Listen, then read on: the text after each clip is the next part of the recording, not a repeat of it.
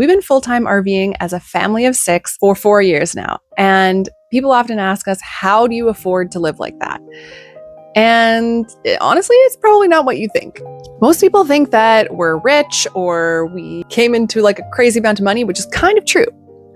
But we had to sell our entire 20-acre homestead, which we did not get given this homestead. And I have a whole video on how we were able to afford a homestead in the first place that I'll link at the end of this, just to allow you to get some ideas on just how to make things happen. We were actually in a ton of debt, just living check to check and barely scraping by, to be honest. We weren't doing very well, but luckily the market had gone up and we were able to do a bunch of fixing up and then sell it.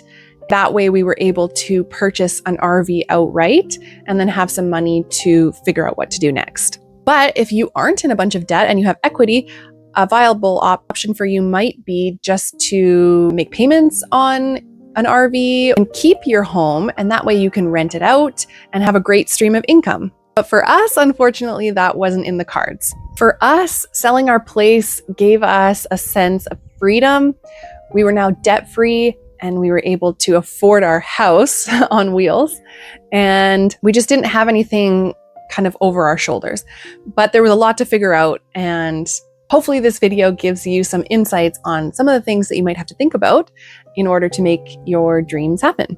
First of all, the good news. Our monthly bills living in an RV are way lower than they were living in a house, especially being from Canada. During the winters, heating costs a ton. Our house is shaped funny and we couldn't really heat all of the rooms with our wood stove. And so we had to use a lot of propane. I felt like vehicles were like always breaking in the winter because it was just too cold and things would always break in the winter. Having your electricity bills, all of those types of things really add up in a house versus an RV. So that's the good news. Okay, so the first doozy besides your actual RV is going to be gas prices, of course. These vary so much state, province to province, wherever you happen to be. So definitely just look into the fuel prices, see if you're able to afford that, and plan accordingly wherever you want to be. Staying in one place, one huge mistake that we made along the way was just really going too fast.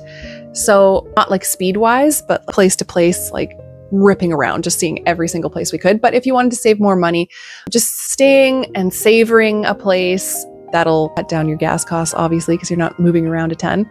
Some people like to join different gas station points cards, things like that, to save on fuel.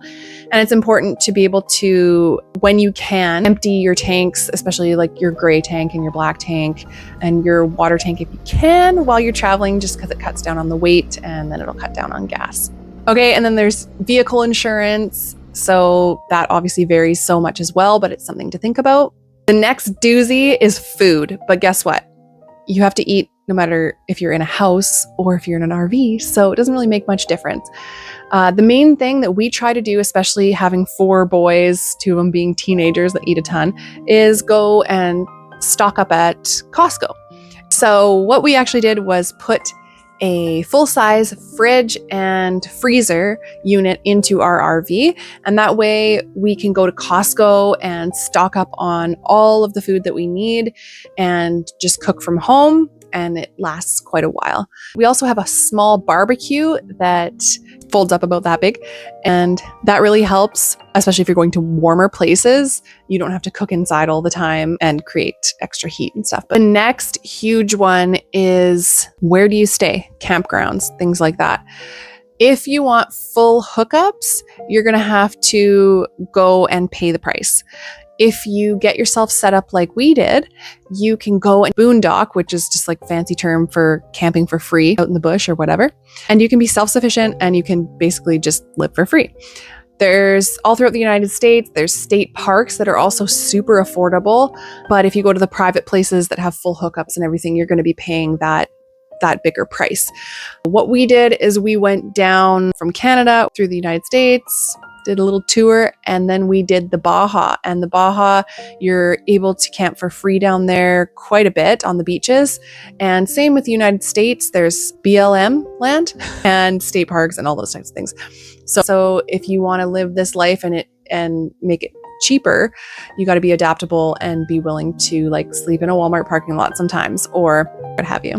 One time when we were in Mexico, we thought we found a really good spot to park, and then we got these like bad vibes from some people, and we ended up having to drive at night, which you're not supposed to do because you can hit like cows and stuff. And we ended up having to park in front of this little corner store. We asked like the old, they were like little grandparents. They were so cute. And they had this little corner store, and we're like, can we please park in front of your store with our like big RV?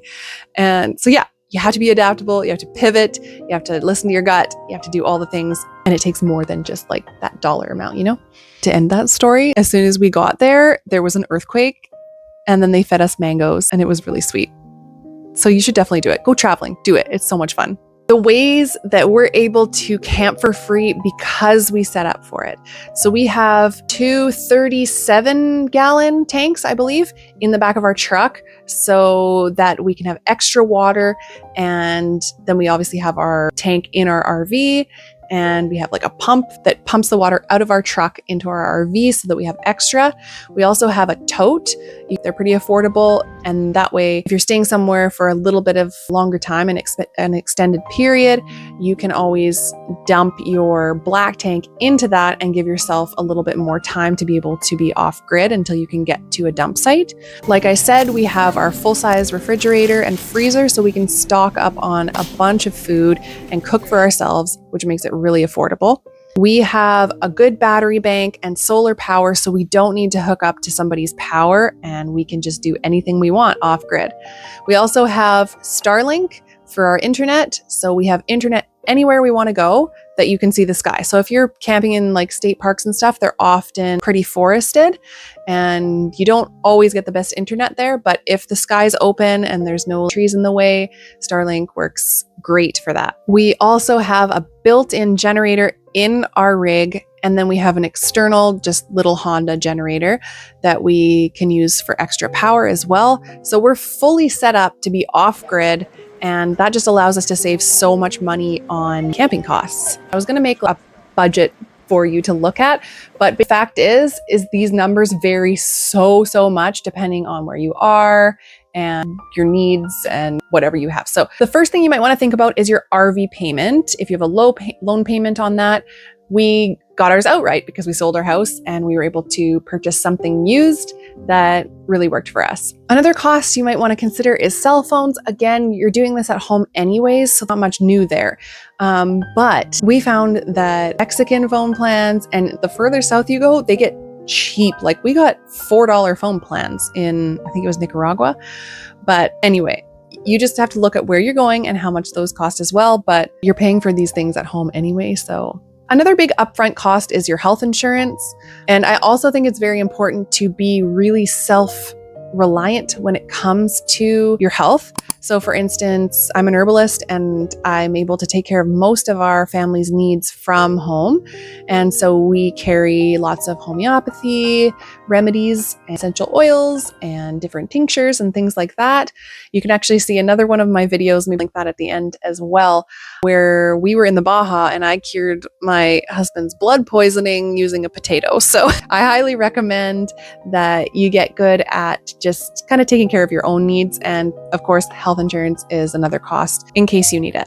As far as clothing goes, if you're going through different types of weather, which happens when you're traveling, you're going to need different clothing. But the best thing is you can be a minimalist, not on purpose. You really can't fit much into your RV. So being a minimalist just kind of comes second nature. So you're not buying a whole bunch of stuff that you don't need. But what we like to do is just buy all of our clothes at the thrift store for the most part. Everything that we can get there, we will buy at the thrift store. These are harder to find in Mexico. So if you are going down to Mexico, I would suggest doing a whole bunch of thrift shopping before you go, as we found it more difficult to find. Repairs and miscellaneous. This is another thing that you're going to have to be really good at fixing stuff. I'm not good at fixing stuff, but my husband is. So you're going to blow tires. You're going to have things break. The cupboards break all the time. So do a little bit of research beforehand to figure out some of the things that commonly break so that you can get them cheap before you start your journey, especially if you're going into places where it is harder to get these parts. And if you can do everything yourself from YouTube University, then you're better off. And if not, then you're going to have to budget to have people fix your RV when it breaks. I also made a DIY laundry bucket using a plunger and a bucket that I've got at a hardware store. I was able to wash all of our laundry through the Baja because if you're going down to the Baja, the roads are really small and a bit harder to navigate. And it takes more effort to find a laundromat sometimes. And so if you have something like that, it makes it easier, but it also makes it more affordable if you're wanting to stay off grid for longer term too. Another note on full hookup camping. If you're planning on doing that and you're planning on staying in the United States, you can check out programs like 1,000 Trails, which just basically cuts down on your camping costs. So that's definitely something to look into if that's your plan. There are websites and apps that you can get that allow you to find the places to stay for free more easily. We used iOverlander and Google Maps for all of our needs, but I know there are a couple more websites out there as well. Okay, how we earn money. As I said, we started off by selling our 20-acre homestead. That gave us a big chunk of money. It allowed us to go debt-free, finally, what a relief, and be able to afford our rig and get started. After we did that, we started learning all about cryptocurrency. Well, my husband did, I didn't. And crypto went up and crypto went down and crypto went up and crypto went down. So that is extremely volatile. We knew we're like, maybe we'll be on a yacht, maybe we'll be in a mud hut. Like, we don't know what's going to happen. So that's what we did. I don't really recommend following that advice, but we're hoping that it's going to work out for us eventually. You haven't lost until you've pulled out your money. My husband is a carpenter, so anytime we come back to Canada, he's able to do a bunch of work, and he just works really hard for like a little condensed chunk, makes us enough money to kind of stay afloat. And since it doesn't cost us a ton of money to live in here, we don't actually need to work as much. I have started this YouTube channel because our next dream is to actually sell our RV and purchase a catamaran and sail around the world. Do I know how to sail? No, I don't, but that's the plan. And so thank you so much to everybody who's been subscribing and commenting on my YouTube channel, because that is going to be my income stream for when we're sailing around the world. But you have so many options now, especially post-COVID. A ton of jobs went online, and a lot of people can actually just take their current jobs and move them on the road. So that's no big deal. Otherwise, there's tons of different jobs that you can do. You just have to get creative in order to make something happen. This lifestyle only really works if you're willing to let go of certainty.